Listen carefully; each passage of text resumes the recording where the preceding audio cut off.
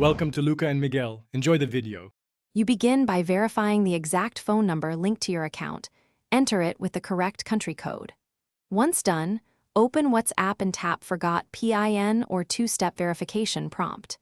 Make sure your device can receive SMS or calls immediately because the verification code will arrive there. If you set an email for two-step verification, check that inbox for reset links. You act now. Start the reset flow in-app so the server issues a verification code tied to your number.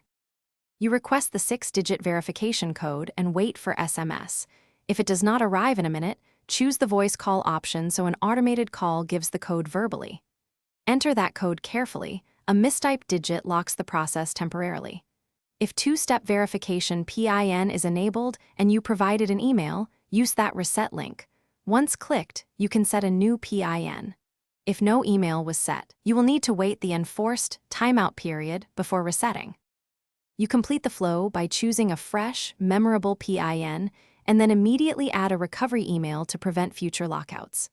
Next, follow prompts to restore your chat backup from Google Drive or iCloud if offered. Make sure the account and cloud service match the phone number. If you cannot complete verification because of carrier/SMS issues, try another network or SIM. Then use the WhatsApp in-app support option to send your account phone number and details. Thanks for watching and please subscribe. It's the best investment you'll ever make.